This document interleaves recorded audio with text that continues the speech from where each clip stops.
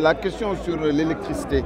est une question nationale. Il n'y a pas un ménage sénégalais qui n'est pas impacté. Un État a la responsabilité non seulement de protéger ses citoyens, mais d'éviter qu'on les escroque. Et on ne peut pas savoir quel peut être notre comportement si c'est l'État qui est aujourd'hui à la base de cette escroquerie.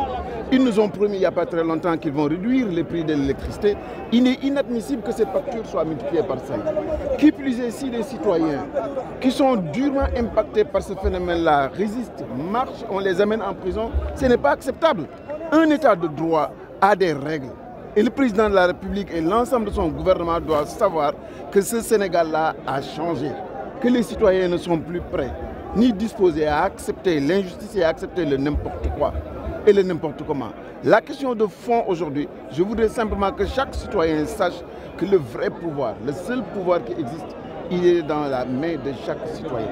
Si lorsque des citoyens appellent pour qu'on lutte contre la cherté de la vie, la facture de l'électricité, notre responsabilité c'est de répondre présent. Si nous répondons présent, nous lançons un double signal à nos dirigeants pour leur dire que plus rien ne sera comme avant et que nous n'accepterons plus les injustices. Et que deuxièmement, au monde entier, que le Sénégal est un État de droit et que ses citoyens sont focus sur le droit et prêts au combat contre n'importe qui et contre le président de la République s'il faut vraiment que le pays reste dans ses règles. Et en réalité, je voudrais marquer ma solidarité entière, forte, à l'endroit de Guy Marius Sagna, du professeur Babacar Diop et de toutes les personnes qui ont été retenues. Je ne vois pas comment l'expression d'une liberté constitutionnelle peut envoyer quelqu'un en prison. Cela voudrait dire que vraiment en termes de droit et de liberté, le Sénégal a sérieusement reculé. xam nga li am solo rek mooy que ni defe naa ne li ñu fi indi yëpp ñun ñëpp xam nañ ko ndax weer wu dee wu nekk wala ay fan yu nekk ci weer yi dinañu indil ay facture buñ ñu waxee ni at sangam dinañu wàññi courant at boobu jot ñu multiplier courant bi par 5 jàpp naa ni sénégalais bu nekk waratoo toog sa biir néeg waratoo toog sa biir kër sa taxawaay mooy nga nekk ci mbedd mi wane ne ni borom kër kilifa réew dafa war a am kàddu te dëgg-dëgg mën nañu xaar ñëpp ñu sàcc askan wi ba mu des ñi nga xamee ni suñu fay ñun ñoo leen fay lii nag dafa di loo xamee ni waru gar la ci sénégalais bu nekk bu dee da nga am courant bu cher moo tax nga wàcc si mbedd mi ñu jël la ni la ràpp ci kaso bi day wane ni réew mi droit amu fi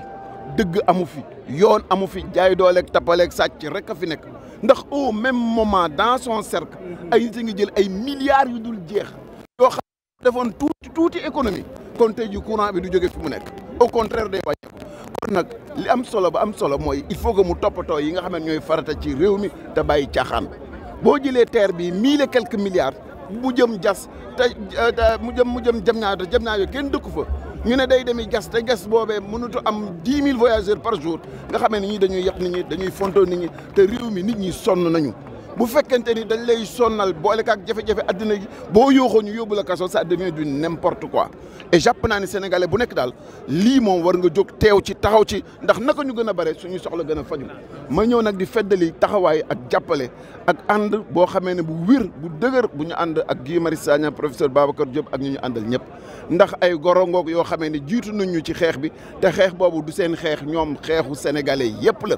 te dañoo bàyyi bu réew mi bu nguur gi tappalee bañ a liggéey tayal yàq alal réew mi après la facture c'est les Sénégalais qui payent.